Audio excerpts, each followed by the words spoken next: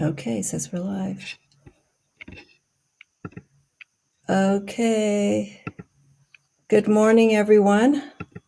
I hope you can hear. David and I are going to just do a quick change in our settings, as you can hear. Hang on one second. All right. Okay, let me go to the live.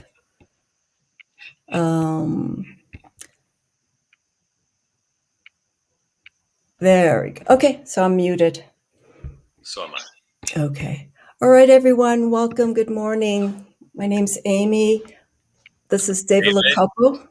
On my left or right, depending on the whole StreamYard screen. I'm very honored and happy to have David joining us today as we talk about the chakras in relation to the Minor Arcana specifically of the tarot, and also the Tree of Life.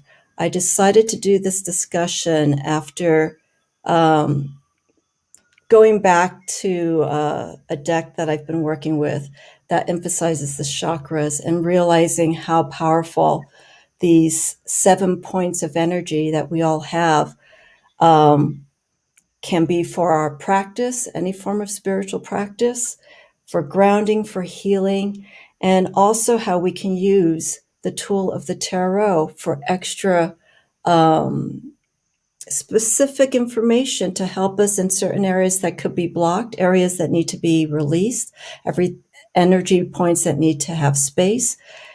And I realized when going through the chakras, this was just perfect. And so I wanted to, I approached David because he has a very strong background in meditation, and he does practice the tarot and focuses on the Kabbalah specifically. And he's also a meditation teacher. So I figure David would be the perfect source of guidance and information to discuss this. So before I have David take over, I just want to give a breakdown as to how we are going to cover this discussion. David's going to give a little bit of a bio about his background, his information about where he came from, how he came to his practice. If anyone has any questions before he gets started with his presentation, feel free to ask. But he's going to be carrying the conversation for almost an hour, going through specifically the Tree of Life and introducing the chakras and the Minor Arcana in relation to the Tree of Life. If you have an RWS deck, that's the presentation tool, I guess I should say. RWS deck is what David's going to be focusing on. So if you have an RWS influence deck, have that standing by. David will have his presentation to show. There will be a PDF that he created specifically for this discussion. So take advantage of it. I did put it on top of the chat. And as people come in, I'll probably copy and paste it, add it again so people can see it. And it'll show an overview of what David's been talking. And you can look at it at your own leisure, take notes from it. I looked at it last night and I was just like, I'm looking forward to this. So it's going to be wonderful. So with no further ado, David Lacopo, I'm going to have you take over. And again, any questions after David has explains a little bit about his background, so on and so forth, feel free to ask, and then I'll have David go right into the discussion. And we're going to start wrapping it up about 1:15, so we'll be here for a little bit. If you have any questions, hi Jezebel, hi Nancy, hi Mel, good morning. If you have any questions specific for David, put it in caps, please, so that he can see it, and then I'll highlight it in the box here for StreamYard. So if you see me looking up, I have 2 monitors, so I'm looking at notes here, but this is where my camera is here. Okay, so with no further ado, David Lacopo, please take over. Thank you. Thank you very much for having me today. Hello, everyone, for being here today. So a little bit about myself.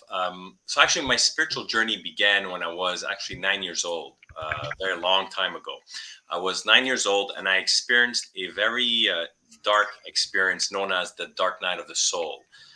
So the dark night of the soul is actually a moment where we are completely stripped of all light and understanding, and we are left alone in darkness, to look within, to understand how we have grown, who we are, to face our inner demons, overcome them.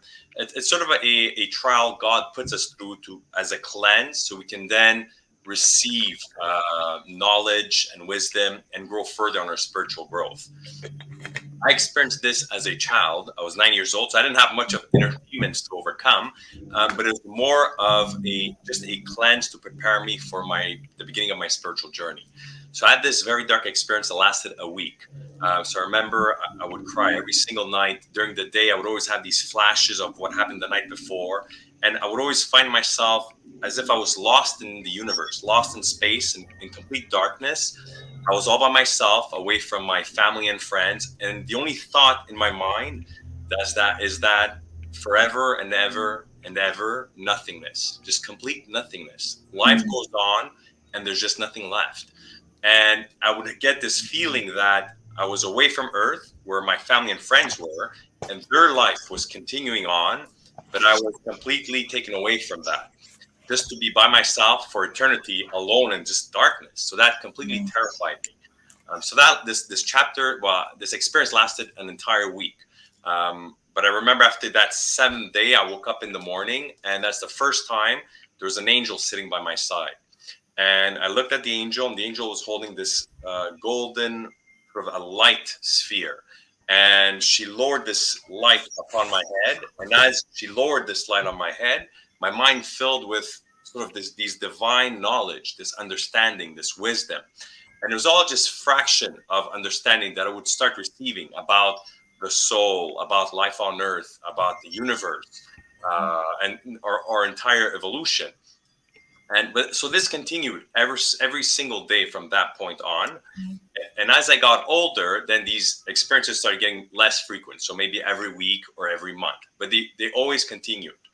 Up until I turned 18. Once I was 18, I remember waking up in the morning, and the angel is next to me. And this time she said, just remain lying down on your back, keep your eyes closed, and just focus on your breath. And then that was my first guided meditation experience that I've had, is by this angel. So she guided me through this meditation where it actually felt that I started to levitate. It felt that all the air around me turned into these bubbles of light and levitated my body. And as I levitated, it's like I reached a completely different state of consciousness. And I was now able to receive sort of bigger fractions of knowledge. So instead of previously just receiving little fractions, I was getting bigger concepts, as if now I reached these higher states of consciousness, and she was able to pass through me larger concepts now. So this was I would say, an amazing experience for me. This is wow, where now would start having these amazing out-of-body experiences. But not long after this has started, everything ended. So everything ended abruptly, and all the light in my life completely faded. The angel no longer appeared to me, and I lived through a 15-year dark chapter, where I had no more of these spiritual knowledge, spiritual downloads, no more of light. For 15 years, I was just struggling with darkness, depression, negative entities, negative energies. But only after overcoming this 15-year dark chapter is where I actually learned, and I was taught that I needed, my spiritual growth needed to undergo this trial, this experience, in order to progress further on my spiritual path in the future. But when I was going through this 15-year chapter, it was a terrifying experience. I didn't understand or comprehend why this was all happening.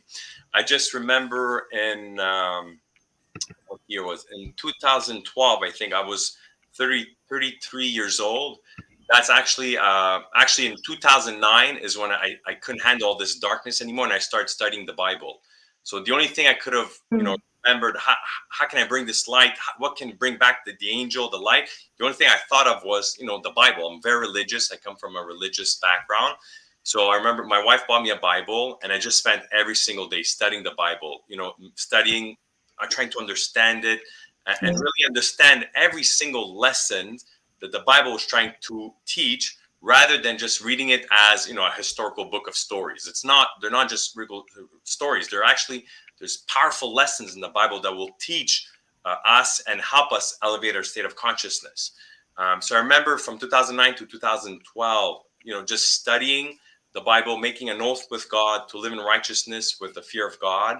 And then finally in 2012, that's when I reached a state of understanding where I was able to overcome my fears, face my inner demons, overcome my inner demons, and just leave all the darkness behind. And only at that specific moment did the angel return.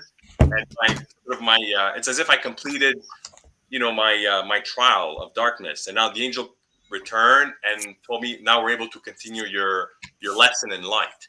And at that moment, then we continue back with the meditation, and it progressed so much further, where the knowledge, now the experiences I would have were very profound, out of body experiences, reaching different dimensions, different state of consciousness. I would not only now just receive concepts, I would see just things unfolding, in front of my eyes, to truly understand the meaning of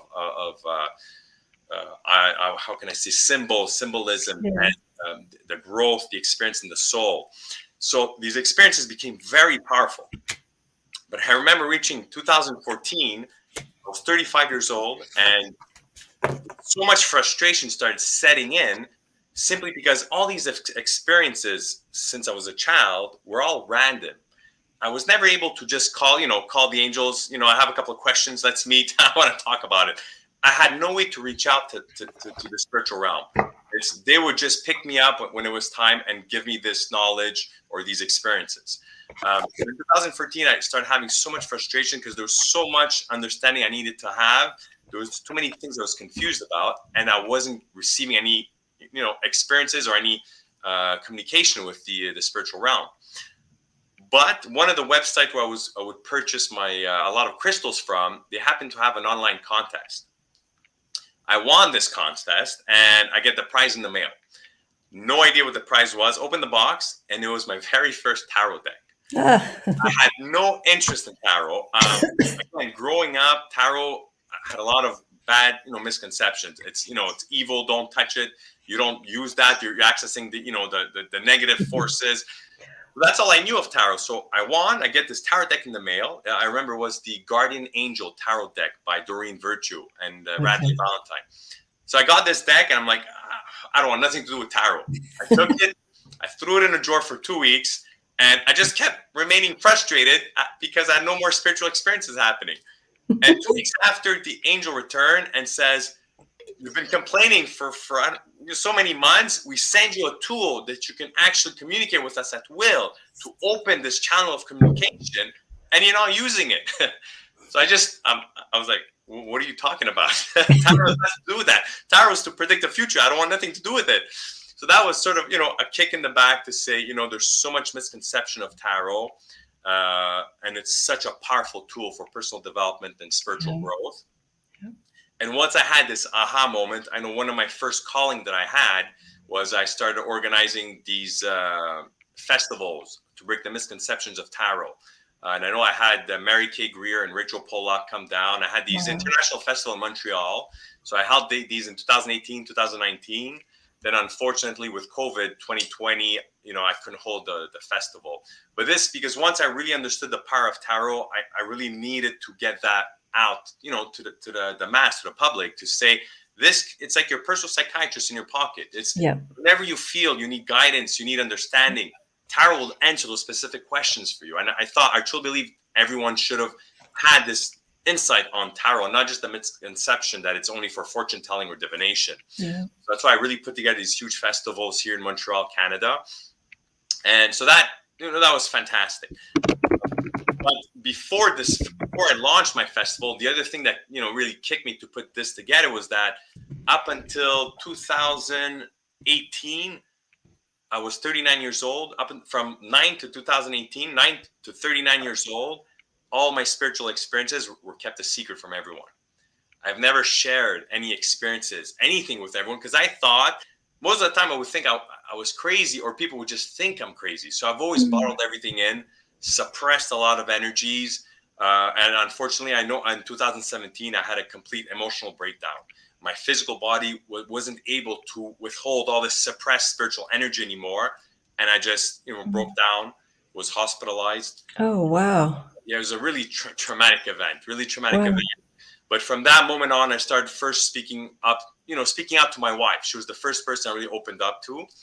And then from there is when my guide, the angel, returned and said, let's hold a festival, because not only it's going to help us break the misconception of tarot, but it's going to be your platform to start being able to speak up and open up and share your story and help others. Mm-hmm. So that's why really, I started putting together these festivals. It was very challenging, very hard to first, open up about these things that I've suppressed for 30 years. But here I am today where I'm able to, speak openly about it. Wow. And then in 2020, I published my first book, Raising Our State of Consciousness to Fulfill Our Soul's Growth. And this year, 2021, I launched the Golden Light Academy, which is sort of I've put together a series of private sessions and workshops that range from, our spiritual growth, personal development, learning tarot and crystals. So it's really, it's a center where, I'll be the guide, guiding anyone on their spiritual journey. But again, what I teach everyone is that the spiritual journey, your spiritual growth, is a very personal journey within. I'll give you the tools. I'll show you the way. Once you learn them, you have to be on your own. You have to start your path, start your journey on your own, and go on your path. And for some, it might take weeks and months, or others, it might take 30, 40 years. Yeah. So but always remember, it's a personal journey within. And something else that's extremely important to understand is that nothing is ever written in stone. Teachings that we have from 2,000 years ago are powerful teaching to understand today.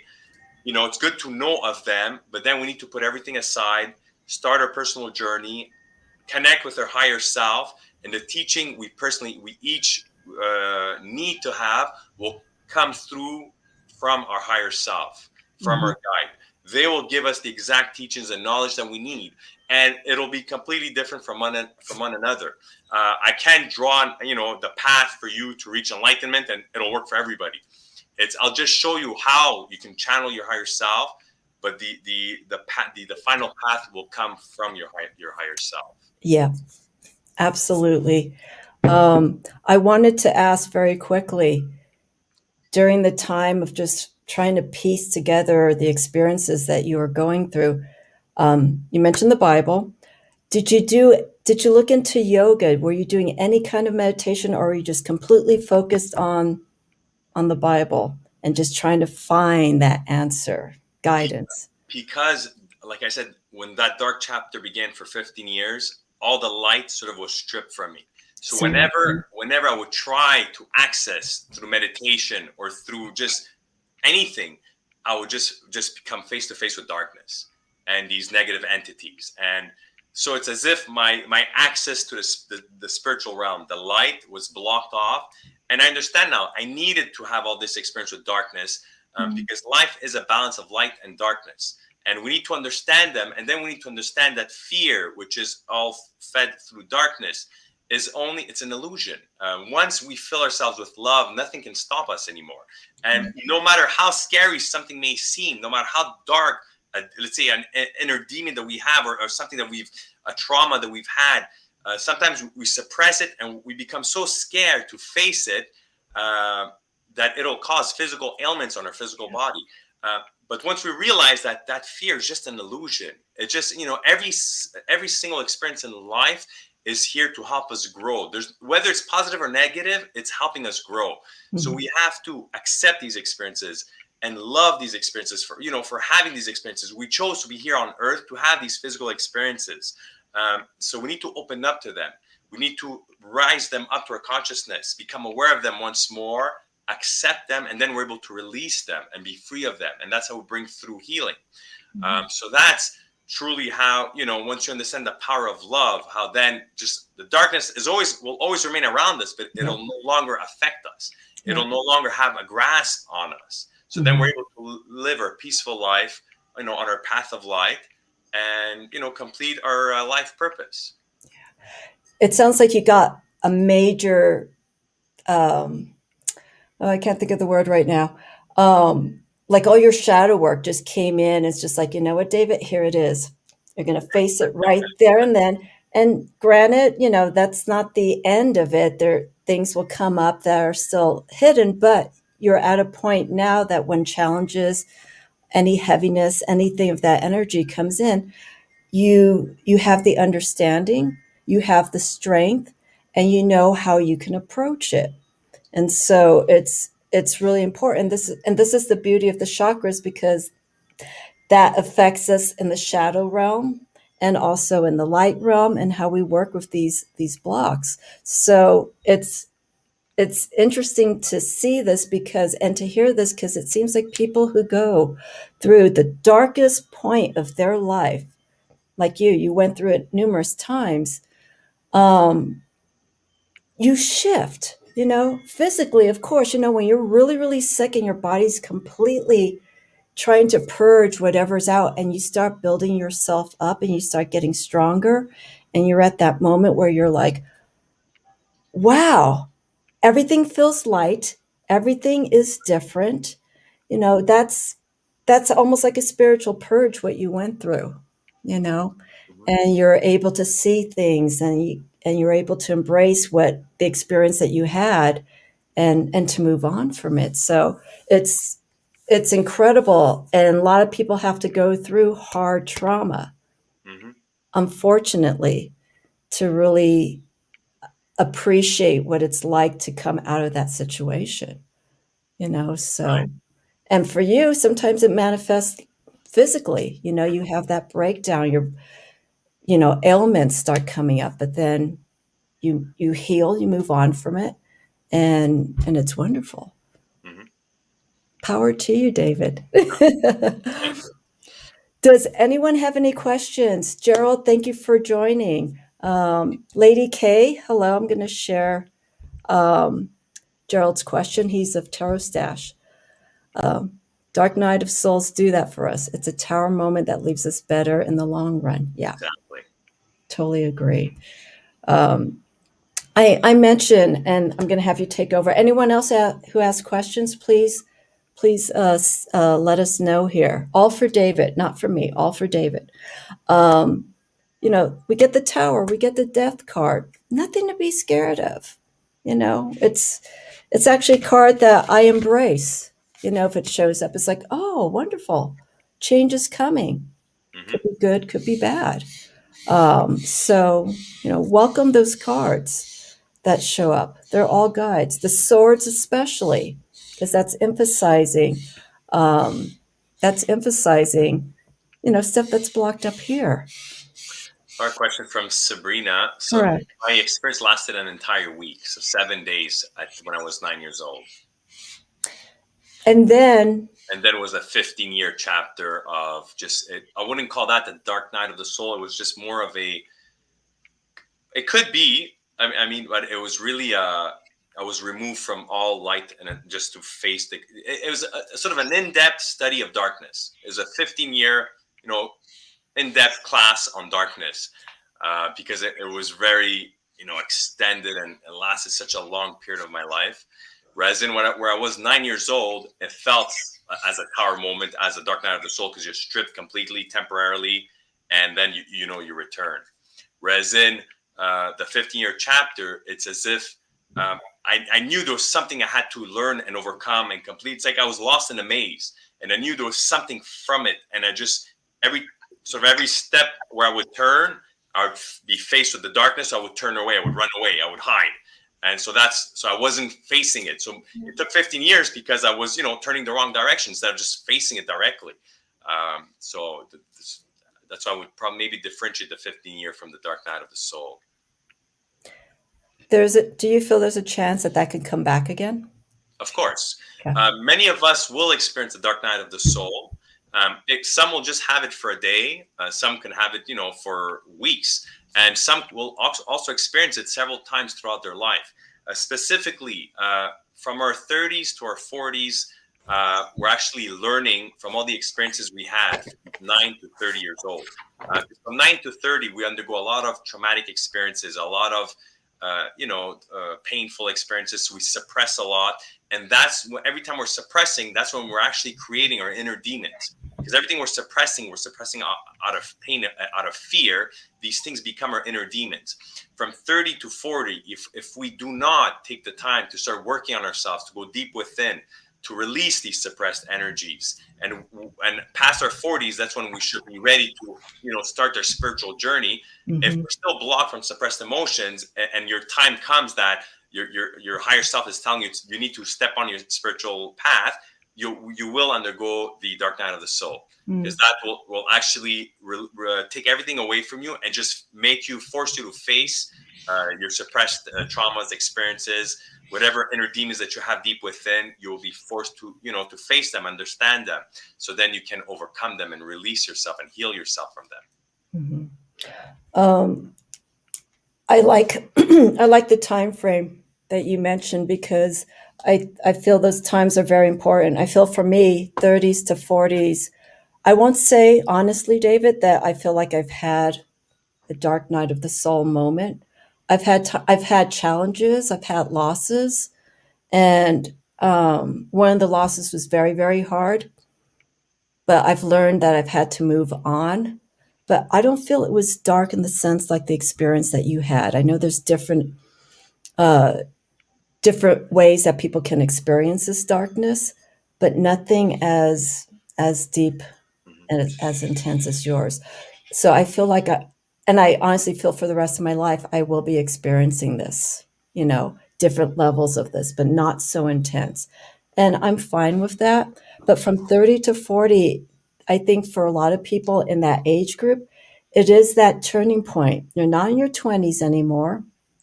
It's time to really start finding a direction, where you want to go, where you want to be in your life, what is important, what is of value, family, work, so on and so forth.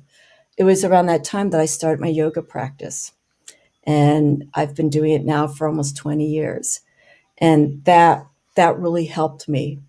I had some low moments, but I owe a lot to that practice, and it introduced me back to the tarot, um, some witchcraft, if you will, other kinds of practices, Eastern philosophy, that helped me, and I'm still using it to this very day.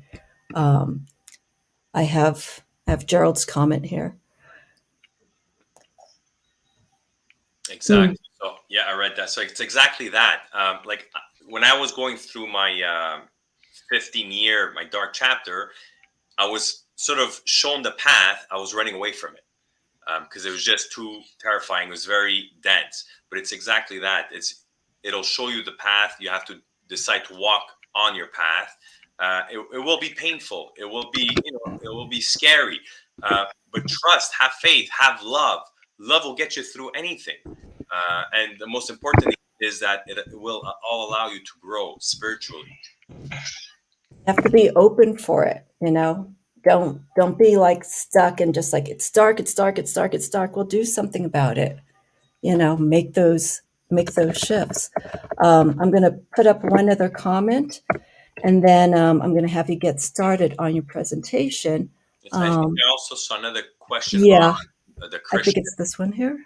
Is it this one? I had an episode that I couldn't walk for all 2 weeks. That was when I surrendered, started to change. Okay, so that physical, did anything physical happen that caused that, or is just one morning you woke up and your physical body was just shot and just refused to go on? Because that's similar to my emotional breakdown.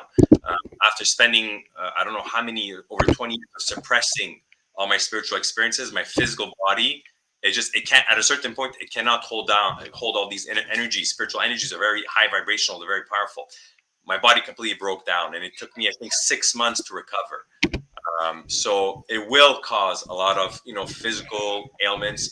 At the time, they could seem very serious, but once you start healing and you open yourself to your spiritual path, you start receiving this understanding why this is happening, and then you need to change. Step one is you've reached that point. It's time to change. It's time, and my biggest change was I need to start to speaking out publicly about all these experiences instead of bottling everything out inside. And of course, at the beginning, everyone thought I was crazy, but I just had to, keep persisting and keep, believing in my experiences. And that's what got me through. Whereas if I wouldn't have, things could have, gone really, on a bad physical path. Yeah. You have to find that strength and that belief and that, faith that you will get through it. Faith is very important and all across all the forms of spirituality. If you have that and maintain that in your practice, any challenge that comes through, have that faith, Mm-hmm. and know that you will get through it. Here's one for Sabrina. Okay, so I read this one. So, of course, like I explained before, negativity, darkness is always around us. The physical realm is light and it's darkness. At times, when our state of consciousness starts to drop, of course, what will happen is the darkness will start gaining a grasp on us. It will start tormenting us mentally with, images, thoughts, physical ailments. Depression, of course, when you start dropping really low, that's when you start tapping into depression. Um, the best thing, the one thing that I always teach, and I teach it through I have a 5-level progressive meditation class that I teach on my academy. And once we raise our state of consciousness, and once you raise your vibration, then you raise to the 4th dimension. And once you reach this 4th dimension, you still remain aware of the darkness, but it can no longer have a grasp on you, can no longer hold on to you, can no longer torment you. And then at times you can, if depending how deep you go into your meditation practice, you can reach also the 5th dimension, which is much higher. It's the spiritual realm, which is all light and love.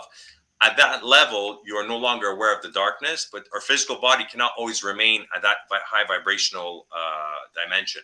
So then, you'll come back down on the 4th, and, we're in the physical world. I mean, we're not here to run away from the physical experiences. So sometimes you have no choice but to remain on the 3rd dimension. The important aspect is that when you find yourself, really low in the 3rd dimension, and you're sensing a lot of negativity, you're getting, these disturbing or unwanted thoughts coming in, is that you developed your exercise to raise your state of consciousness, raise your vibration, so then everything instantly, dissolve. Actually, recently I shared a guided meditation video called the Golden Light Visualization. You can find it on the front page of my academy. If you go on goldenlightacademy.com, if you scroll down, there's a video.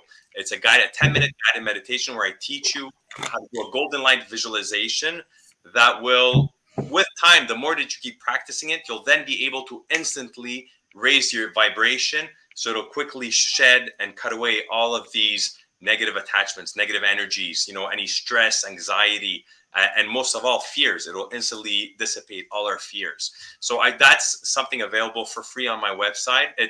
It'll teach you how to instantly, but temporarily, raise your vibration. So you get this space where, you're just filled with light and love and there's no longer darkness around you. And following that, if you start the progressive meditation class, I'll teach you how you can really start raising your state of consciousness and then raising your vibration. I just posted a comment that Gerald put in. So I can release it. Extremely, yeah, I completely agree with that.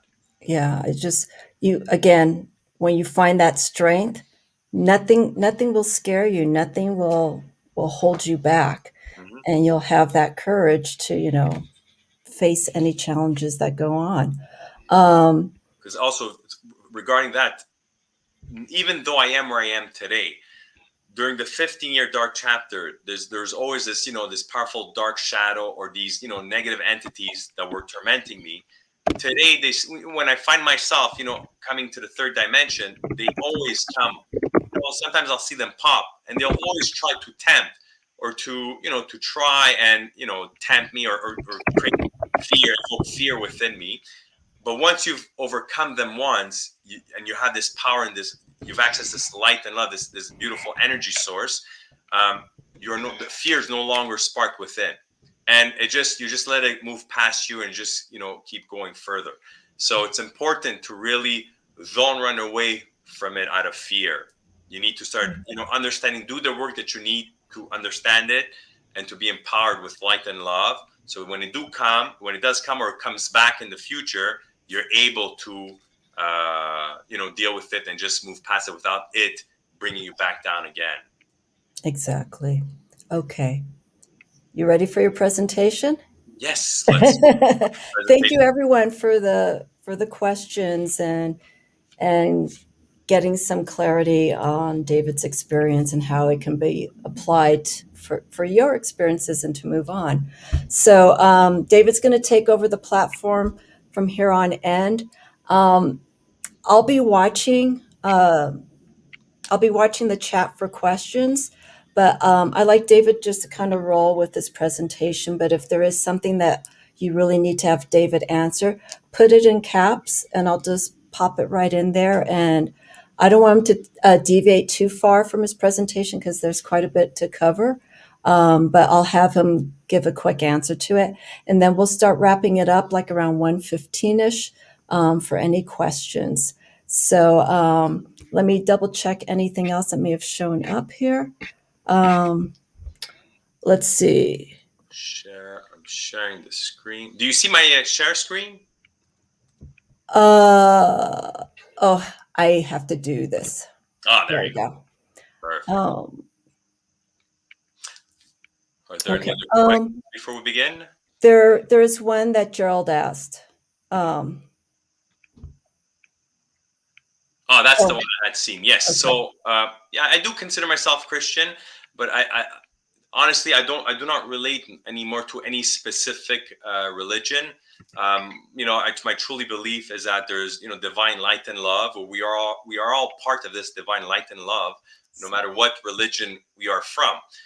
So that's truly where I remain open. I've studied. I've looked into Judaism, Buddhism.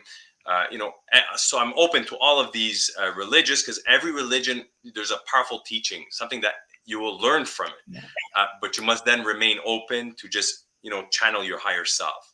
And that is your true religion, is once you connect with your higher self and reach enlightenment, that will speak, for everything for you. Okay. Alrighty. So if everyone who's watching, if you have your tarot deck with you, I encourage to have it with you so you can follow through. But other than that, David, it's all yours. Thank you so much. Do you Thank want me to, should I, no, should I do this or would you like to be seen? How do you you. feel?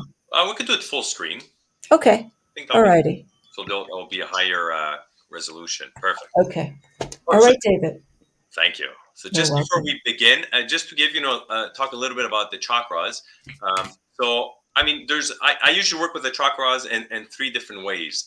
One, the first, when I want to bring balance or healing to chakras, I work with tuning forks, where I place them directly on the body part to bring in healing or alignment. The second way where I work with the chakras is really through deep meditation and visualization, whereas I visualize specific, symbols and do a specific meditation practice to really re-energize the chakra. And the last way of working with the chakras is with tarot. And the reason why I enjoy always working with tarot is that tarot will always bring us wisdom and understanding that is currently aligned with our current state of consciousness. So it will not just bring healing, but also will bring you wisdom and understanding. And it'll make you understand why things have gone a certain way and what you need to do to prevent it, and then what you need to do to bring healing. So we'll go to the next slide. So the Kabbalah, Tree of Life. So I will not go too deep in the Kabbalah. It could get very complex. The main way of how I work with the Kabbalah is I'm using it as a map. So if we see here, we're going to work with the 10 Sephiroth. So there's actually 11 circles. There's one right in the middle, and the one in the middle is actually used when we raise our state of consciousness. That is revealed, which is the center at the top, Sephara, is revealed that brings forth, I would say, divine knowledge. So that's when we're working. If you see there's 22 black paths, those are linked with the 22 Major Arcana.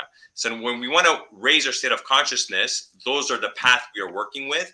And then that is revealed that brings forth divine knowledge. Before the chakras, we are looking at the 10 Sephiroth. So the 10 circles all around. And they're all, again, they're channels for us to perceive and experience the emanations of God in the physical realm. So all the creation of God all around us, this is what we use to work and understand and bring forth healing. Now, like I explained before, tarot is greatly misunderstood. It's something I've always been teaching since I got my first tarot deck. It's not something that's just used for divination and fortune telling. It's so much more. Anyone can learn how to use a tarot deck, not to do readings for others, but just to gain wisdom and understanding for themselves. Things happen in life. We don't know how to make sense of things. We want to grow. We want to understand. We want to heal. Tarot will communicate that information with us. It's actually a channel that will open a door that we can communicate with our higher self. And through these symbolism within these images, this is how we start gaining this wisdom and understanding. So when we're looking at a tarot deck has 22 major arcana cards, which were the 22 paths of the Kabbalah. And then there's 56 minor arcana tarot cards. So you have your ace to 10, and you have your court cards, page, knight, queen, and king. Again, of the 4 suits, pentacles, swords, cups, and wands. And the ace to 10, those represent the 10 Sephiroth on the Kabbalah. So that's just a quick, run through of a tarot deck. And then we have, of course, the 7 main chakras. There's circular vortexes of energy. So these really, they're energy centers that they affect whether we're working with the shadow or with the light. That energy source remains. And of course, if once we're able to align and maintain the balance within each and every of these chakras, that's when we will start sensing that our vibration begins to rise. And that's what empowers us after to rise to the higher dimension. And this is what I teach with the progressive meditation, is working with these symbols to actually restore the balance of all our chakras, and then being able to raise our entire vibration of our physical body. So if we begin, any quick questions on the Kabbalah, Tarot, or the chakras before we really start getting into detail with the Sephiroth? Okay. David's going to keep it very basic. Here, let me go back so people know that this isn't recorded. There's a lot to cover, so he'll spend as much time as he can, so at least we could go through all the chakras. But if we're just taking a quick break, if anyone has a question, state it now. If not, David's going to keep going. Again, if there is a question that you have that's really important and you need to get his attention, put it up in caps. Other than that, go ahead, David. All right. Go for it. Okay, so we begin with Kether. Kether is crown. So sorry. Hang on. No problem. My apologies. There we go. Perfect. So the divine source of all reality. So if we see Kether now, if we see all the Sephiroth, we will notice there's 3 columns: the left pillar, the middle pillar, and then the right pillar. Kether is really in the middle pillar. It's really the balance and harmony. And it's associated with the crown chakra, Sahasrara. So the crown chakra is associated with Kether. And for those of you who aren't familiar with the crown chakra, it's right above the crown of the head. It represents divine knowledge, higher consciousness, and its color usually white or violet. So we relate Kether with the crown chakra. And if we bring in now the tarot cards, in the minor arcana tarot cards, it relates to all the 4 aces: pentacles, swords, cups, and wands. And I put a brief, my personal, note of each of the aces for me: the divine kingdom for the ace of pentacles, the sword of knowledge for ace of swords, cup of understanding, ace of cups, and the staff of wisdom for the ace of wands. Do you see that, Mel? Or yes, David? Chakra for the legs or spine specifically. Usually for the legs or spine, I would always work with the root chakra, and then you have we can look for the also between the earth star chakra and mostly the root chakra. The root chakra is right at the base of the spine. So whenever there's leg work, usually it can stem from the base of the spine, which is the root chakra. So we'll get that, and that's related with Malkuth, which is right all the way at the bottom of the tree of life. So now if we look at Kether very quickly, we're using the Kabbalah as a map. So we're able now through the Kabbalah to associate the crown chakra with the 4 aces of the Minor Arcana tarot deck. So that will come in handy once we understand how the map is laid out. Then it'll come in very handy once we want to do a reading to understand which of our chakras are, is out of balance and how can we bring in, to restore the balance. So Chokmah, which is wisdom, it's the second Sephara. So it's all about, wisdom. It's wisdom through the divine source of all reality. Now, Chokmah is on the right pillar. It's on the right column, which is the pillar of force. And so when we're looking at the right pillar, which is what I always associated with, we also have our palm chakras. But it's something I won't be covering today. But the palm chakras, when we look at the right palm chakra, it's very projective. It's masculine. It's outgoing. So I usually use my right palm chakras when I need to either release spiritual energies from my body or when I want to cast spiritual energy on the physical realm from the spiritual realm. So if I'm channeling spiritual energy and I need to manifest it on the physical realm, it'll come out through my right palm chakras. So same principle with the right column, right pillar. And now when we're looking at the chakra, it's a third eye chakra, Ajna. The thing that's special here is that both Bina and Chokmah are associated with the third eye chakra. But when we're looking at Chokmah is more the projective aspect of our third eye, whereas in Bina will be more the receptive, more of the feminine aspect of the third eye. So, all right, so the third eye chakra. And then now when we want to associate now the Minor Arcana, the tarot cards, now for the third eye chakra, we have the the 4 kings, and all the twos of all the suits. So the King of Pentacles, Swords, Cups, and Wands, and the twos of Pentacles, Swords, Cups, and Wands.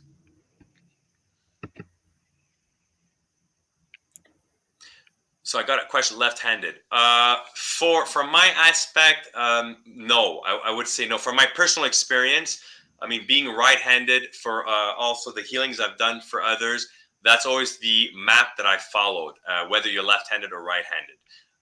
But once again, if you start working into this and you start receiving, always trust your intuition. If the guidance you're receiving from your higher self brings you on a different path, I always recommend you always follow your inner guidance, your intuition. But from my personal experience, I always maintain this map, whether someone is left-handed or right-handed. Now, when we're looking at Bina, like I said, so Bina, so Chokmah was wisdom, Bina is understanding. And again, it's the left pillar, so it's the divine feminine. It's a receptive energy. And again, it's also associated with the third eye chakra, with Ajna. Again, for those of you who aren't familiar with the third eye, it's right between the eyes above the brow line, and it represents wisdom and understanding. Again, meaning wisdom and understanding, both Chokmah and Bina, and our intuition and our psychic abilities. And for Bina is associated with all the queens, the 4 queens, and with all the threes of the Minor Arcana. So again, the 3s of Pentacles, Swords, Cups, and Wands. So now we will skip Dath, because again, Dath is only when we are working with the Major Arcana tarot cards with the 22 path to raise our state of consciousness. So in working with the Sephiroth, we will not be working with Dath for the chakras, for working with chakras. We have Chesed. Chesed is the 4th Sephara, the Sephara of mercy, world of empathy, receptive intelligence, and spiritual virtues. Again, it's the right pillar, and it's associated, again, with the projective aspect of the throat chakra. So again, projective, the throat chakra, when you're really, you're speaking out, you're communicating. Whereas in Gebura, which is on the left pillar, when you're stopping yourself from, expressing yourself freely and saying what you truly feel. And so for the throat chakra, the projective aspect, we have the fours of pentacles, the four of swords, the four of cups, and the four of wands. So the four fours. That's for chesed. And we'll move right away with Gebura, which is strength now, the world of power, courage, cutting away all that keeps us from a spiritual growth. So this is the left pillar. And again, it's the throat chakra, Vishuddha, but it's the receptive. It's the feminine. And again, throat chakra representing self-expression, communication, and of course, the truth. This time, Gebura is associated with the Five of Pentacles, Swords, Cups, and Wands. So the four fives. Okay, proceed with Tifareth. So Tifareth is beauty. It's really the heart. So it's associated with the heart chakra. It's peace, harmony, love, compassion, and the middle pillar, which is peace and harmony. It's balance. It's remaining not passive, but just being at peace, understanding, being wise, instead of acting, being projective, or instead of suppressing yourself from speaking out. It's really going with the flow. And so for Tiferet, for the heart chakra, which is right at the center of the chest, we have the knights, the four knights, and the four sixes. Knights of Pentacles, Swords, Cups, and Wands. 1, 2, 3, 4, 5, 6. We'll continue with Netzach. Netzach, victory. It's the world of faith, the unseen, and the unknown. Again, the right, which is very projective, outgoing.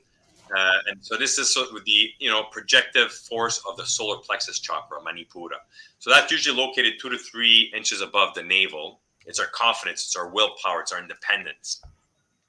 And here for the Minor Arcana Tarot cards, we associate all of the 4 sevens. Pentacles, Swords, Cups, and Wands. And if we move right away to Hod, which is glory, here we have the solar plexus chakra again, but the receptive energy, the very passive energy of the solar plexus chakra. And here we have the 4 eights of the Minor Arcana Tarot cards. David, I have a question. Yes. So with the chakras that we're going through, we're looking at the masculine and feminine aspects. Exactly. Which I never considered. So the throat, solar plexus, yeah, and hold on. So it's all of them, correct? No, just the third eye, the throat, the solar plexus. Those are masculine, feminine, projective, receptive. Okay. The heart chakra, the crown chakra, the sacral chakra, and the root chakra are very balanced. We remain in harmony of both. Oh, okay. Again, for any of you, this presentation is available. At the top of the chat, there's a link to the PDF where you can download it. So this way, I might be moving a little quick, but you'll be able to download this presentation and keep it to reference to it when you'll do your own work. Okay. All right. So Hod, again, the solar plexus chakras with the 4 eights, Pentacles, Swords, Cups, and Wands. Yesod, the foundation, it's really the ebb and flow of all reality. So we have, the physical realm, and, the entire structure of this physical realm is really Yesod. The pillar of equilibrium, again, the middle pillar, it's very balanced. It remains in harmony. And this represents our sacral chakra. So the sacral chakra is located about 2 inches below the navel. It's our emotions, our creativity, our sensual pleasure, our sexual energy. So this is all the sacral chakra. And here for the Minor Arcana Tarot card, we associate all the 4 nines, Pentacles, Swords, Cups, and Wands. And the final Sephira, Malkuth, the kingdom. So this is really the physical world, the third dimension, the physical realm, remains in balance and harmony. And this is our root chakra. So root chakra right at the base of our spine. So this is our physical health and strength, but also our, I see it always as our security. We're in our comfort zone. We're balanced. We're grounded on the physical realm. So this is really our root chakra, Muladhara. And here we have the Minor Arcana Tarot cards. We have the 4 pages, and the 4 tens. Again, pentacles, swords, cups, and wands. So it's a quick run through just to explain how we can use the Kabbalah as a map to associate all the chakras with the Minor Arcana tarot cards. So let's take a quick, a couple of minutes break just before I go into the process of how we can proceed and now work with tarot to bring understanding on our chakras. Does anyone have any questions, or is anything unclear on how we map the Sephiroth with the chakras and the Minor Arcana tarot cards? I have a question. So I think I may miss the sacral, the heart, the crown, and the root chakras are the balanced chakras, ones that create balance. Solar plexus, throat, third eye are masculine and feminine. The masculine aspect and the feminine aspect, a projective force and a receptive force. Okay. I'm following, but why no masculine or feminine energy, even though we're looking at sacral, heart, crown, and root chakra? Well, if you're looking at the heart is pure, pure love. Pure love holds both Forces. In fact, it's both in balance. Same thing with the root chakra. In order to be physically grounded on the physical realm, you need to have a pure balance of both feminine and masculine. You can't just be outgoing, projective, and not being receptive and calming. So you really need to learn how to balance both of these. Same thing with your sacral energy, your sexual energy. It cannot just be, one masculine or just feminine. It has to be a pure balance. And of course, the crown chakra. Once you reach, once you're able to reach enlightenment, when you reach higher states of consciousness, you have to have this union of both the divine, masculine and feminine. Yeah, that makes sense. I just wanted to be certain in case I was missing something, especially with the sacral energy. For sexual energy, some people can be a little bit more feminine in their sexuality, and some can be more masculine. But it is a creative force, and it's, of course, it is that balance. And so, if the chakras, if any of these are imbalanced, that's where we work, and we bring in those energy sources to kind of put in more masculine in something where it's maybe a little bit too feminine, and vice versa. Gerald, I love your questions. Thank you. Okay. There's so much. I mean, the tree of life, the Kabbalah, has so many unlimited layers to it. It's something I also work a lot with to understand human relationships. I'll make a quick story how it came about the Kabbalah. In 2016, I started studying an occultist named Pappas. He had this septenary concept, which was all about understanding, human state of consciousnness and understanding human relationships. And I love that concept. I wanted to learn more about that. So I spent a year just studying and doing graphs and charts. And I always had the final missing element that wasn't bringing everything together. It was all, triangles within themselves. It was a very complex concept. And I remember in 2017, I was in France with my family, was with the wife and kids. We're in the train going to Marseille.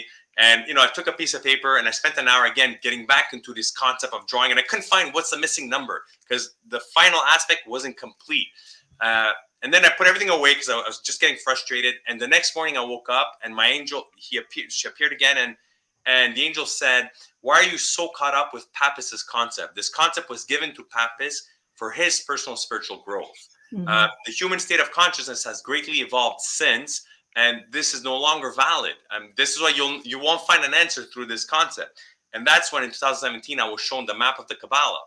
And ever since, the more I keep going deeper into the Kabbalah, there's never an end to this map. And something now I work a lot with the map of the Kabbalah is understanding human relationships, where we can, once we find our, with the tarot, the Major Arcana cards, we can map out our life purpose energy, our grounding energy, or, assisting energies in our lives. Once we identify these energies, we map ourselves on the Kabbalah through one of the 22 paths. And then we can map out, our friends and family along us, and we can understand how we relate with them. What can help us, increase our relationships? How we can make something, bring more into a relationship? What are we lacking to bring more balance to a relationship than another relationship?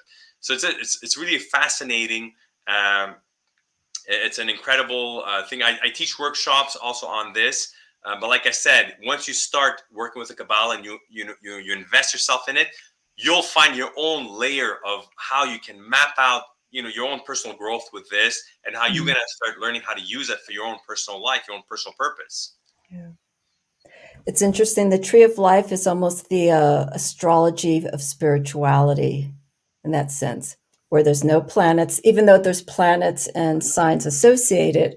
That's something different. But in a sense, this is the crux. This is the premise of where you can start spiritually understanding, your relationship through all these different resources that are out there.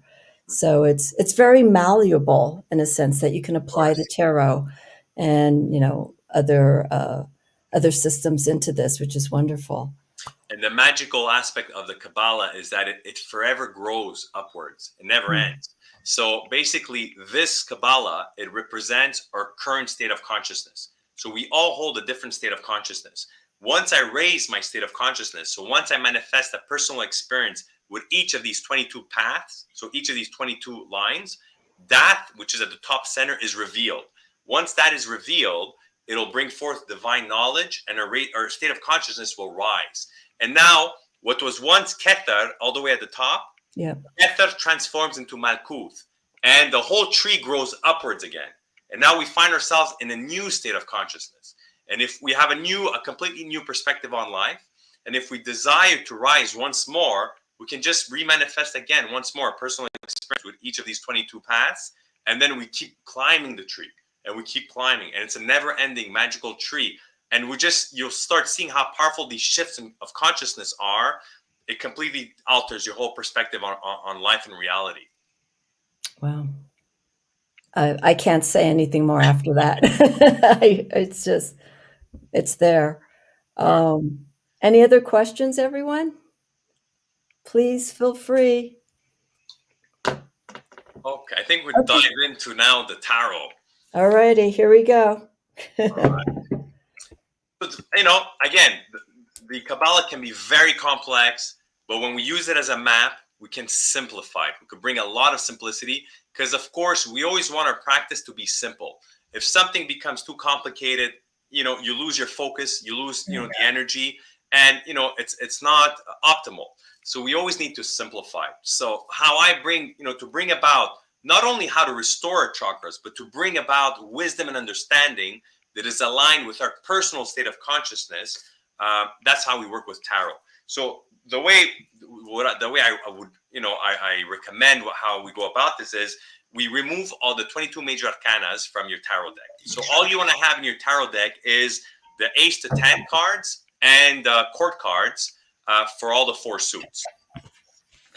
So once you have your deck ready, so basically all it is, taking a moment, holding your deck in your hands, taking a deep breath, feeling the energy within, the cards, connecting with the deck, and then simply state a question, in your mind, which of my chakras currently needs healing, or which of my chakras are in balance. Always trust your intuition. You can use this question just as a starting point, but then however you feel in that particular moment, once you're holding your cards in your hands, that's what you're asking yourself. And then as you keep that thought in your mind, then you shuffle the cards. Shuffle the cards, keeping this thought or question in your mind.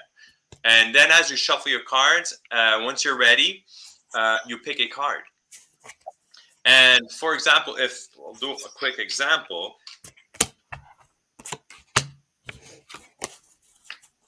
To reorganize. I would pick the Page of Wands. So I have the Page of Wands. So if today my higher self is channeling that the chakra that I need to work on today is the Page of Wands, well, right here. So now once I have identified the card, now we can easily go back on the Kabbalah map. I go back on which represents the Page of Wands. If you want to share that again, yeah, the screen. there we go. So if I identify the Page of Wands, we see it's the Malkuth, and it's associated with the root chakra. Again, when we're working with Chokmah, which is the ones and the kings, Bina, which is the twos and the queens, Tifareth, which is the sixes and the knights, and Malkuth, which is the pages and the tens, we have two cards. We have a numbered card, ace to 10, and we have a chord card. So there's a difference between both, because if we picked a chord cards are usually associated with our personality. It's an internal energy. Whereas in a number card is really associated with a physical experience. It's external. So because I picked a page card, which is a personality, in order to restore the balance, it's an internal work. It's within my personality. That is within this personality that created my either the blockage or the imbalance with my root chakra. So now I've identified that the root chakra would be blocked, for example, and that I need to bring healing internally, which is through my personality. So now we'll go back. So I've identified the chakra, and now I've identified that it's through my internal personality. It's a chord card that I picked and not a physical external experience. And now, should I be receptive? Was this card on the left pillar, the middle pillar, or the right pillar? It was really in the middle pillar. So I need to be balanced. I need to make sure both my physical and feminine energies are balanced. I'm not just being outgoing. I'm really balancing both outgoing, but then taking a step back and being receptive, listening, and letting things manifest within. So once I've identified that, the exercise that I like teaching is a 4-day contemplation cycle. So for 4 days, this is the exercise. It's a 4-day contemplation exercise. So I've identified the Page of Wands. But in order to bring balance to the full chakra, I will be working with all the 4 pages of all the 4 suits. Okay. Cups, swords, pentacles, and wands. So we're going to be working with the 4 pages. So someone asked if I offer lessons. Yes, I do. There's workshops and there's private sessions on my workshop for this. But you can email me later and we could discuss more details on this. So for contemplation is I would say is one of the most important class that I teach. It's through contemplation that we're able to raise our state of consciousness. And once again, contemplation, it allows all of us to receive wisdom and understanding that is aligned with our personal current state of consciousness. So if I'm contemplating on a Page of Wands and you're also contemplating on the exact same cards, well, we hold different state of consciousness. So the experiences we'll have will be completely different, but they're going to be perfectly aligned with our spiritual growth, with what exactly we need today. Now, contemplation is very simple. Simply what we do is I always recommend doing this first thing in the morning for 10 minutes. So we sit down, we pick our first card. So if I'm doing a 4-day contemplation cycle on the pages, I will start with the first page. I can choose if it's you don't need to follow a specific order. If you want to start with the wands, you can start with the wands. But feel free to start with the pentacles or the swords or the cups. But if I pick the Page of Wands for day 1, I will sit down for 10 minutes and I'm just staring and concentrating on the image. I'm looking at this image. I'm allowing myself to enter the world within this image. I'm allowing the images, the symbols to fill my consciousness. Yeah. But then I'm questioning everything about this picture. I'm mentally, silently questioning, who is this person? What is he holding? Why is he holding it? Where is he? Why is the sky blue? Why is he wearing a yellow vest? Just question everything. Anything that comes to mind, just question and just keep questioning it. And for 10 minutes, as you're doing this exercise, remain open to receive. Remain open to receive an energy, either a sensation, an emotion, a thought. Sometimes you'll hear a message, or sometimes, which happens more often, is you'll recollect a memory or you'll remember a dream. Yeah. So anything that will channel through, anything that you're sensing, that you'll hear, that you feel, you need to take a note of it. Write that down in your journal. It's very important. So for 10 minutes, this is what you're doing. You're doing this for 10 minutes, just questioning, letting yourself enter the world within this image, exploring it, allowing this image to fill your mind, and remain open to receive. And every time you're receiving something, you're taking a note of it. So once your 10-minute session completes, you've taken your notes, you will now go through your day as you usually do, but remain conscious. Remember this experience that you've had, because throughout your day, this energy will manifest itself. You'll either have an experience, and again, because it's a page, it's a personality. So something will happen that it'll bring out this personality from inside of you, or you'll see something happening around you, or you'll see someone having an experience, and you'll look at them, and all you'll sense is this personality shining through. That's the specific manifestation of this physical experience. So what you do then is you document this experience in your journal. So you had your contemplation session in the morning, and now that energy, you had a personal manifestation with that energy. So you take a note of that. Mm-hmm. And that's extremely important, because that's how you're channeling your divine wisdom and understanding on not only this card, but how to bring balance within your chakra. So your chakra got unbalanced for that specific reason. Why is it? Because this how you should have acted in that specific scenario and you didn't. So that really will remain in your consciousness very vividly, and you take a note of that. So the second day you repeat the same exercise, but with the second page. Then the third day with the third page, and the fourth day with the fourth page. Once you complete the cycle now, the 4-day cycle, you have your journal. You might have 4 pages written in your journal. You might have, the important aspect is that now take a day where you feel very relaxed, you're very calm, and reread your notes. So the important part is, as you're rereading all your notes, allow all the experiences that you've written to rise into your consciousness. Allow each of these experiences to rise to your consciousness, to fill your mind, become, make them clear in your mind again. And once you finish rereading this is how it'll manifest within your healing of your chakra. You'll sense a click. It might happen the next morning. You'll wake up in the morning and you had this very vivid dream.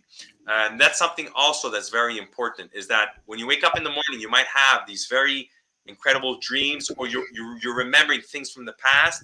You have about 10 to 15 seconds to read the journal, because after about 15-20 seconds, our mind starts imposing logic, and once that happens, it starts to dilute the true message we're supposed to receive.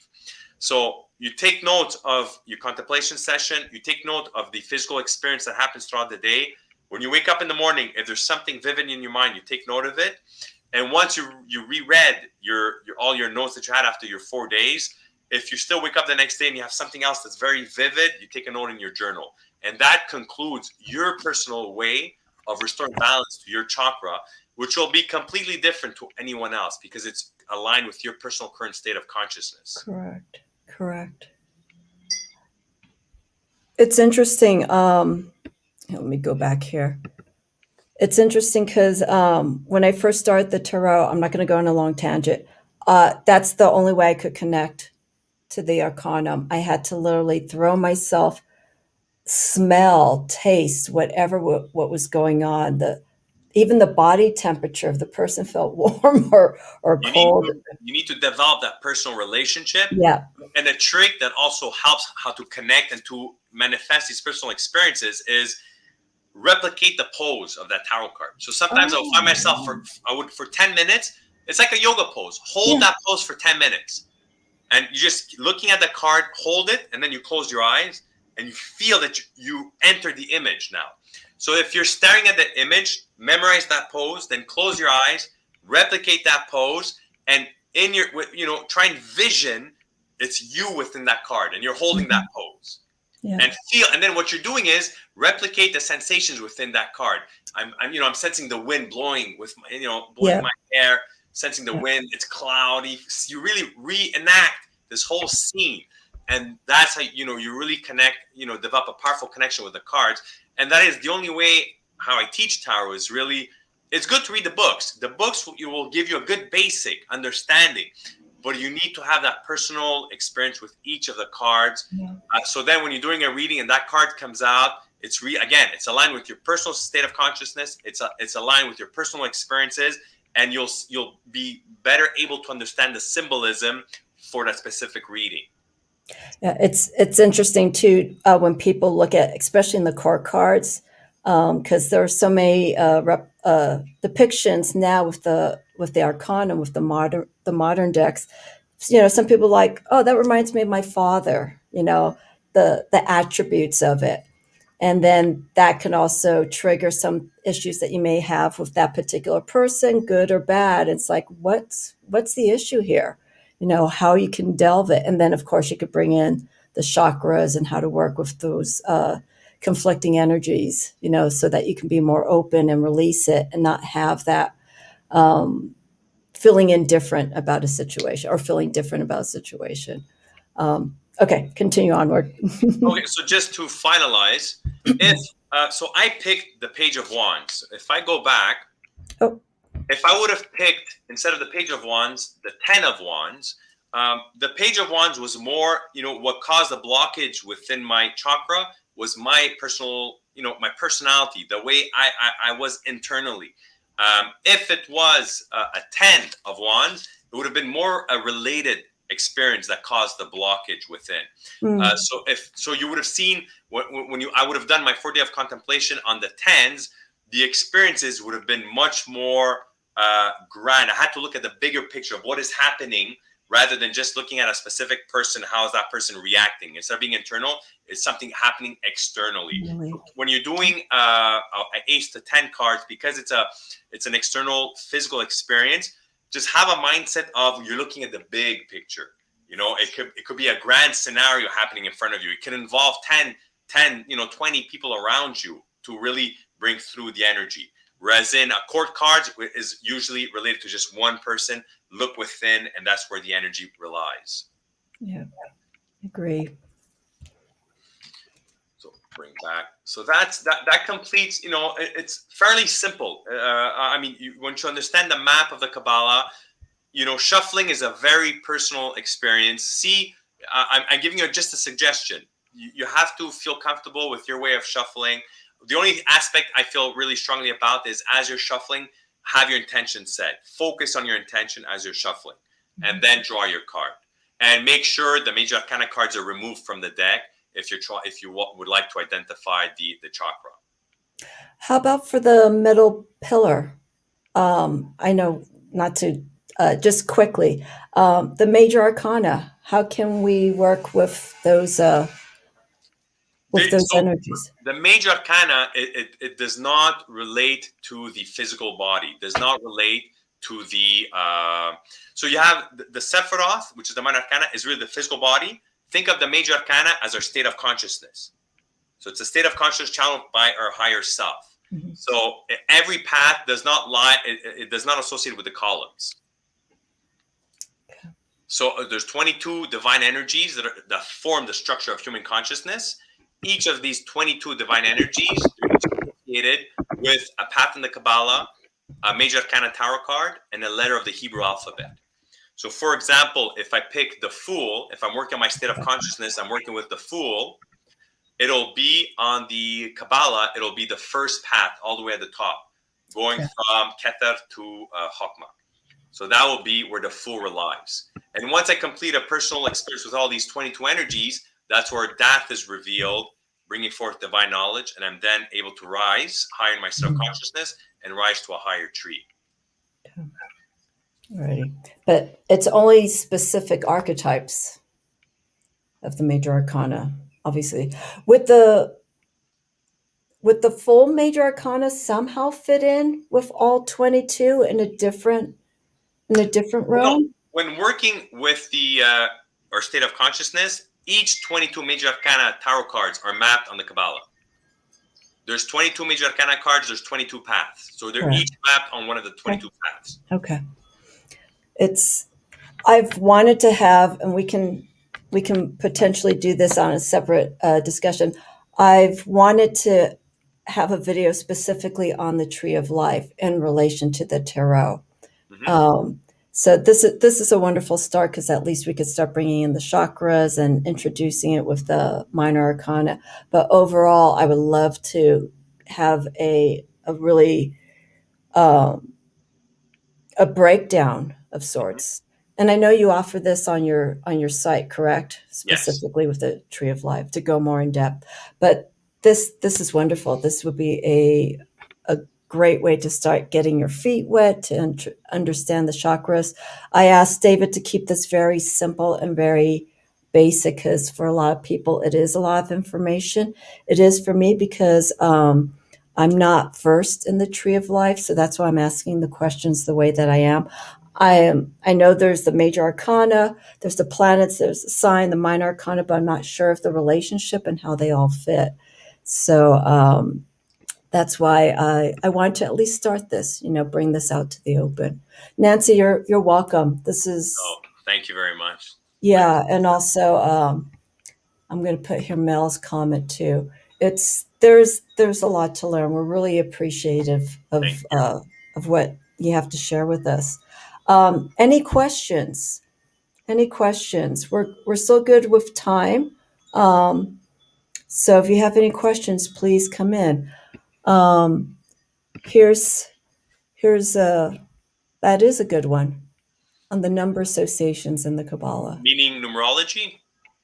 So for sure, with numerology, I work again. I work really deeply with numerology and the Major Arcana tarot cards, all associated with the Kabbalah as well. For sure, one thing that I teach a lot is understanding our divine journey, our spiritual journey. Sometimes we need to understand what we each have, I would say, 3 to 5 divine energies that remain with us our entire life, that are here to guide us on our spiritual journey, to help us. They manifest all the experiences that we need to have in order to grow.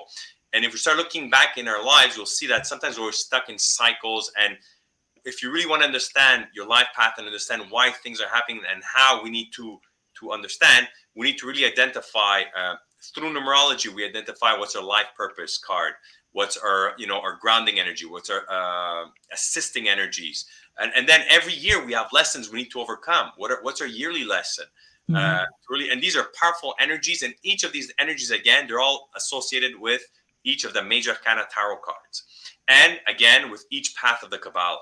And once we understand who we are, what our blueprint is, then we're able to understand all the experiences that we've had in the past, that we have in the present, and that we'll have in the future. It really maps out our path of growth. And then that's what guides us. Now we make sure we always remain aligned as we grow.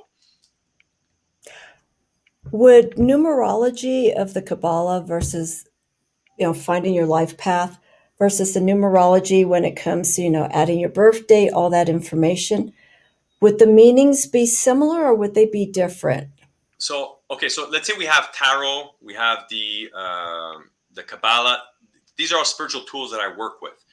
When I'm working with numerology, I always work with my birth date. So we break down the birth date until it goes down to a number of 22 or below. And that's what will be through that number then, and depending on the year that we're born, then we identify all the numbers that derive from them that are identifying all of our energies, or 4 to 5 energies that we have, the map with the Major Arcana tarot cards. So the important aspect is to identify the Major Arcana tarot cards through these divine numbers that are divine energies. But once we've identified these numbers, then I no longer work with the numbers. All I do is I work with the Major Arcana tarot card, because these are much easier to access these divine energies, to manifest them in our lives, and to work with these energies. Or sometimes I'll bring in a Hebrew letter, a letter of the Hebrew alphabet, which is because, again, the 22 Major Arcana tarot cards they're divine energies, but they're also mapped with the 22 Hebrew alphabet. So when I really want to impose and really get into magic, which is provoking a positive change within, so that I will not work with a Major Arcana tarot card. I'm working with a Hebrew letter. Working with a Hebrew letter and visualization, I'm accessing the same divine energy. So it's the same divine energy, but I'm accessing through a Hebrew letter to download it within my physical body. Wow. To complete a physical purpose. So there's different tools that I use. But as for numbers, the number 22, whether it's on the Kabbalah, on the tarot, or on the Hebrew, the 22nd letter of the Hebrew alphabet, it's always the number 22. it's always the 22nd divine energy. Okay. So Yeah. everything goes back up to the divine energy. Mhm. And then it's how you choose to work with it, to access it. Are you accessing it through the tarot, through the Kabbalah, through the Hebrew alphabet? But it's always that same divine energy. I don't reduce the numbers, so I go all the way up, and then if someone has like 26, then that's when I will reduce it. But I Of go all course. the way to the major When it's arcana. of course, when it's above 22 is the only Yeah. time I reduce. The Kabbalah and the Tree of Life, it's the same thing. It's the same, different ways of calling it. And there's also many different ways of spelling Kabbalah. Kabbalah Yeah. can be spelled with a H, with a Q. And for some, depending how you're spelling Kabbalah, it's a different teachings. It's a different way of knowledge of the Kabbalah. So I keep it simple. For me, Kabbalah, Tree of Life. For me, I'm only using it as a map of our physical reality, and of understanding human relationships, and of our state of consciousness. And that's I found a way for it to make how it works, and for me it brings everything together. Once you start working with these tools and you open yourself, you'll receive your intuition, you'll receive your guidance, how it'll all fit for you. My pleasure, Rose and Pearl Tarot. What would you suggest to someone who is just starting the Kabbalah?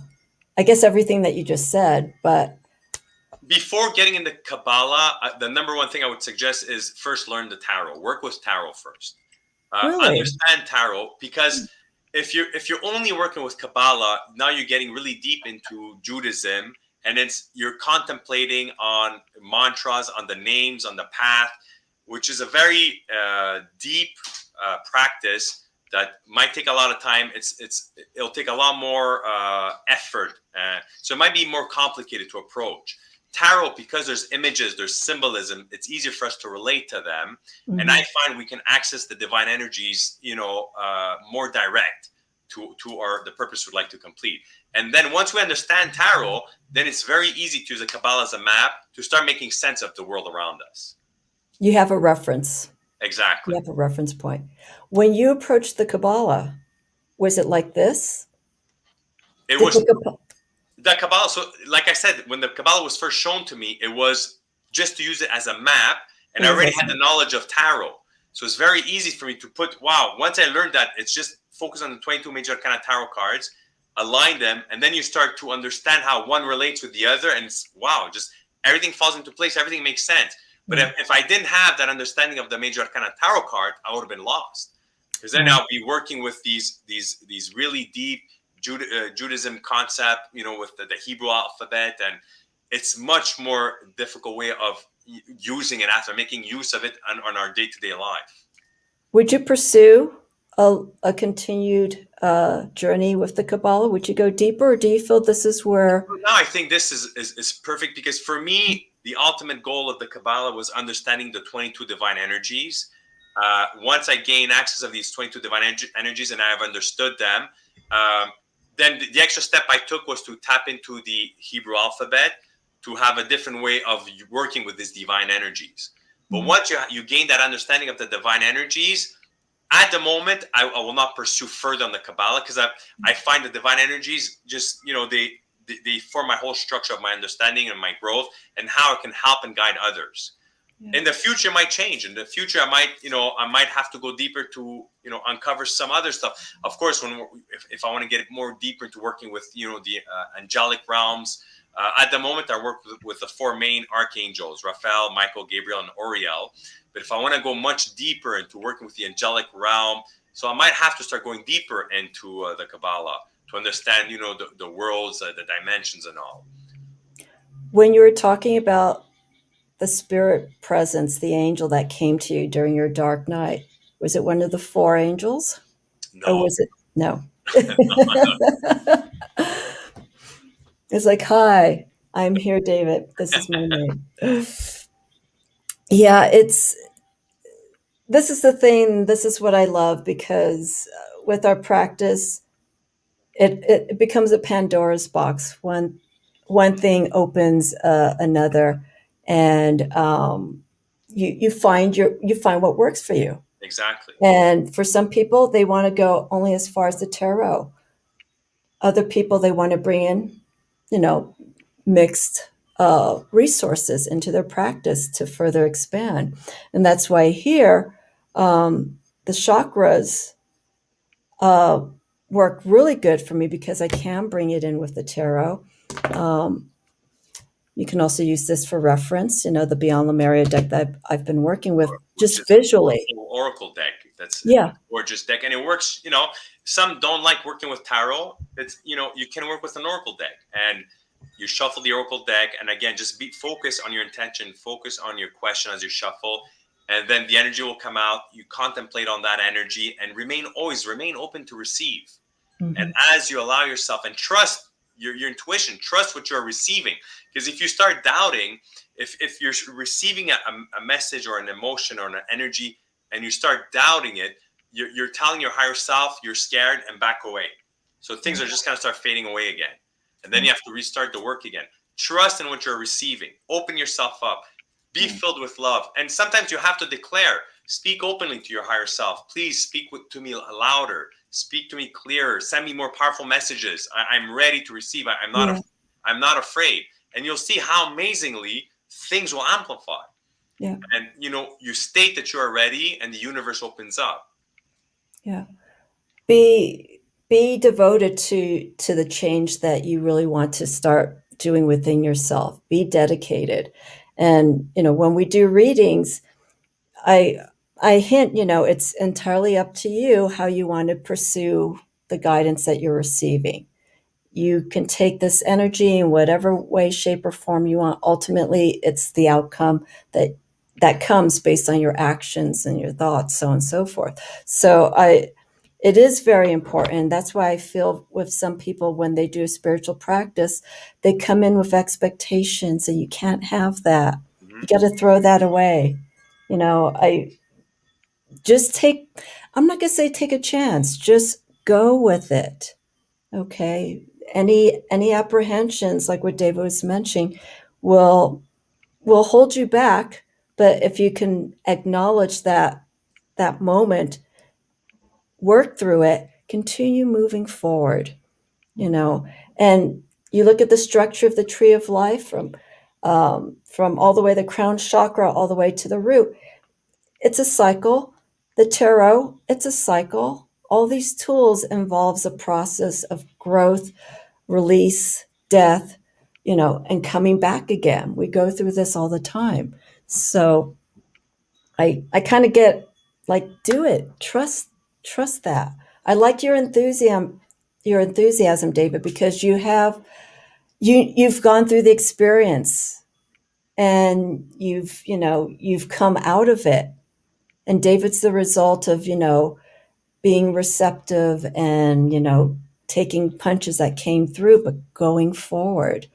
You got to have a strength of the will when you have any kind of practice. And, Gerald says intention is always important. It is. Of course. But taking the actions too to make those changes happen is part of the process. I was going to say something else and I can't remember. Anything that you want to add? I'm sorry, it'll probably come to me later on. I think the most important thing I would add at the moment is, no matter what practice you choose to take, is always everything has to stem from love. That is the most important thing that I've learned, and it's normal. Don't ever be how can I say hard on yourself if things get hard, or if you feel yourself that there's just too much negativity. There's too much darkness around you, or things just don't work out, or you're trying to do readings and things come out always negative. Sometimes it's just showing you that you need to learn how to overcome that negativity. That's all it is. It's that simple. So just take a moment, take a step back.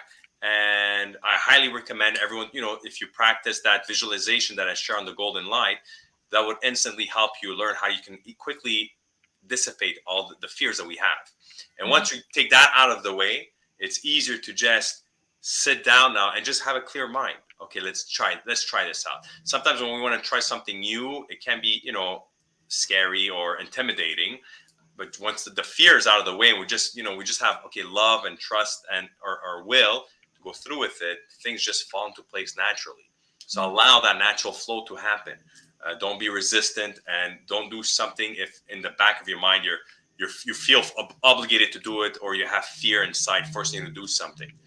It really has to come out of love. It has to be natural. It has to feel natural. Question from me is, when you're going through the chakras and you're working with the tarot, and you hit a chakra that's, let's say it's the third eye chakra. When it comes to healing, any blockages or anything of that nature, any uncertainty, do you feel, even though there's cards assigned to that, do you feel that you should still go through the process of going from the root all the way up to work through those chakras, even though the focus is on here or it's on the heart? Do you feel you should go The from the tarot, bottom? again, will bring you wisdom and understanding. It will teach you why that blockage happened. Okay, and then you'll be able to unblock it. The most important aspect that is that it teaches you why. And once you learn and you understood why it happened, you learn from it. You can grow, and Correct. now prevent it from happening. Personally, when I do healing with the chakras, I always do a full healing from the root to the crown. I Okay. do a full healing.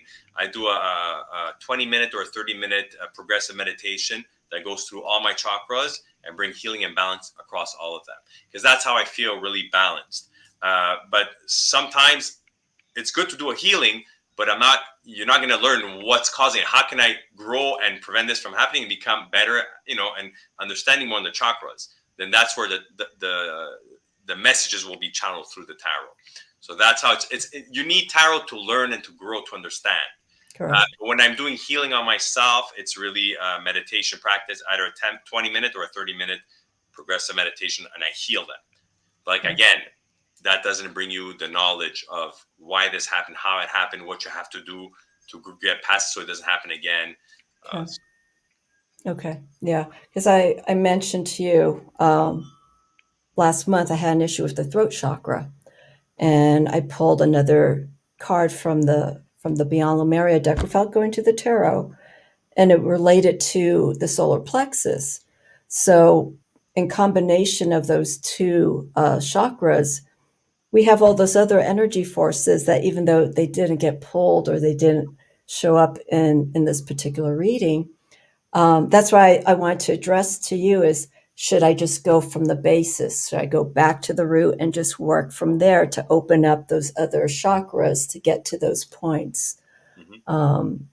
Like to visualize, and that's why I love cards like this, because then I could focus on the energy, the fire, the movement. Well, this is root, but Mm-hmm. I could start churning. I could start manifesting this energy, and then work myself up to those areas that were blocked, and that need to be healed and realigned, if you will. Oops. So that's what I want to kind of get some clarity on. Anyone else? Anyone else? Any last thoughts from you, David? If not, we'll go ahead and wrap it up. I have the PDF on the top of the chat, and it's also in the description. I think I have to, I don't think I added it onto the description, so I'll put the PDF Okay. in the description so people can go to it, and then please visit David's site. His site has a whole bunch of information. Of course, there's courses that are available. You do one-on-ones, correct? Yeah, You do I do privates. private sessions, one-on-ones, Okay. and workshops, which is up to 22 on Zoom, 22 people Okay. on Zoom. So I Okay. have both available. What's the direction? I'll end it like with this question. What's the direction that you want to see with the Golden Light Academy? How do you foresee it? So of course, my main objective is really to help everyone raise their state of consciousness and their vibration. So if I can help and teach everyone how to do that, complete that, the world will just be a world filled with love. Because once we're able to reach this fourth dimension, yes, darkness forever remains on the physical realm, but it shall no longer torment us.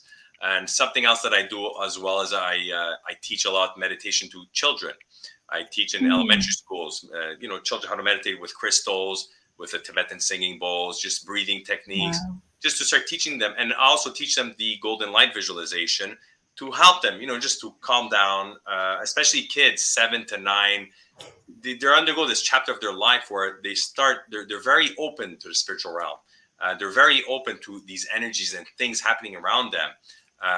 And they're very sensitive, and sometimes they get very scared. They get scared. So teaching them these techniques to really help them maintain, the balance, the peacefulness, the light and love. And then, of course, helping them in school with these meditation breathing exercises, or just the best is when I teach them how to open their palm chakras and then sensing the crystal energies. They're just amazed at how, for them, it's just a rock and they're sensing the energy and they're working with the energy. And they're just, it's amazing to see how kids they relate so well with that. So really, the biggest, for me, a passion is helping kids today, because that will really change the future for tomorrow. And I have 3 kids myself, and I work all the time with my kids, teaching them about, tarot and meditation. And I see how really it can help them. Sometimes if they wake up at night, they have a nightmare, the golden light just within minutes just calms them, brings them back in a state of peacefulness. And it's real, it's real. The spiritual energies, they're real, and we can use them to help us and others around us. So it's really helping one another. And one day, the knowledge I share, I know my dream is that whoever I share them with, the people share them with, their surroundings. Exactly. And if that spreads, then the whole, state of consciousness of humanity may rise, and we'll find ourselves in a world of light and love. I mean, it'd be wonderful if this could be a curriculum that goes into the schools, especially at that age, because children are conduits, especially when they're young. So when they see something, as adults, we're like, oh no, you're a kid. It's you're not seeing anything, and then you find out that someone was actually in the backyard or something was in the backyard. It's just like you got to listen, because at a certain age, I was reading an article. Kids don't know what a lie is. They just say what they say. Exactly. And I think it's when a lie becomes a lie to a kid is when they're aware of it. They're conscious, and they're like, yeah, I lied. I'm sorry. They know why they lied. And so I think to have this for kids would just be, over the moon and then some. Are you approaching schools? I know you said you teach Yes, kids. I'm approaching. Well, right now I'm developing a program to certify teachers. So, because I can't, the schools I do are just around, Montreal, the Quebec region, but I would love to go around the world. Oh, yeah. Really, I'm trying to put together a certification course for just all teachers, around the world that you could just download, follow the program, and then spread.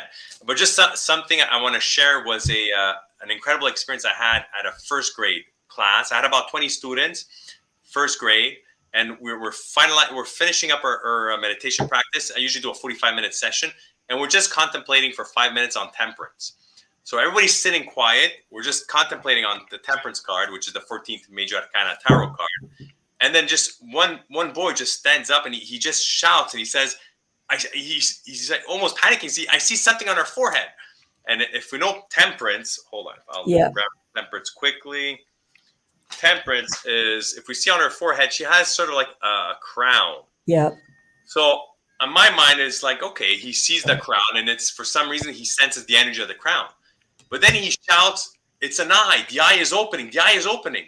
And then in panic, he says, I can see the future. I can see the future. And for me, that was an incredible, powerful experience. But then not even a minute, like as it's happening, the teacher right away calls his name. He's like, okay, stop with your ridiculous act. Stop with the, because in the school system, anything that's above, the structured teaching, anything that's too creative or too imaginative, it's the child is just trying to get attention. He's just trying to disrupt. And he was like, wow, that was such a powerful experience he was starting to have and it was closed down. And I mean, it's not the teacher's fault, you know. So my job is really, if I can start, teaching the teachers, helping them understand there's a lot of spiritual experiences that children are having, that it's not just a child overacting or trying to get attention. These are some serious things happening. So if I can start teaching the teachers that, and then teaching them, basic meditation exercises that they can implement in their, their class. It takes 2 to 5 minutes a day. That's all.